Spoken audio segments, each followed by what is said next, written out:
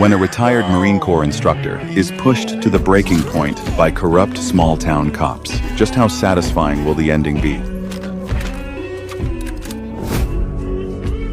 Terry only wanted one thing: to bail out his brother, who had been locked up after getting into trouble. But on the way, he was stopped by two police officers. Without any explanation, they seized all the cash he had, the money meant for his brother's bail. That was his brother's only hope. Terry swallowed his anger and did not fight back, because getting his brother out was all that mattered. When he finally arrived at the courthouse, he realized no one was willing to help. Even after he showed proof that the money had been taken by the police, they simply ignored him. With no other options left, Terry called an old acquaintance, a restaurant owner he knew from before. The owner was willing to help, but said it would take a few days to gather the money. That night, Terry had nothing, no money, and nowhere to go. So he spent the night by the river. After figuring out where the police station was, he decided he could not just let it go. The next morning, he walked straight into the station to report it. The officer who took his money immediately stepped forward and threatened him to leave right away. He said if Terry kept causing trouble, he would arrest him for filing a false report. Then the police chief came out. He told Terry that someone like him, who was already under suspicion, should be grateful he was not in handcuffs. The chief warned him, if he came back looking for trouble, they would charge him with something far worse. Then he ordered Terry to stop recording and leave the station immediately. At that moment, Terry finally saw the truth. The chief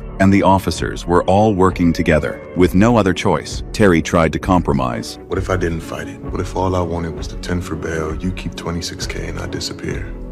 I just need him out.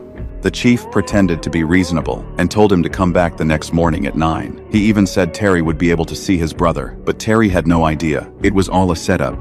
Yes, sir. The next morning, he showed up right on time, but the chief never kept his promise. We pulled up our schedule. Hold on. You said I could see him. At 9 a.m.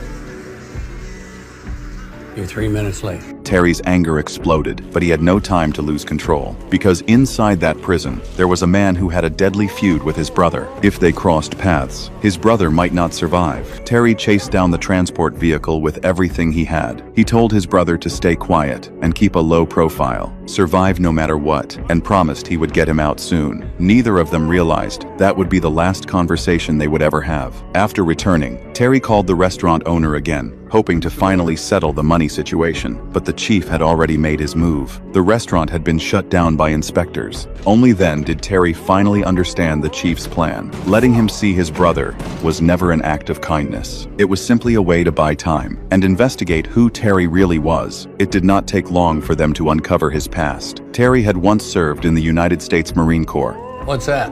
McMahon.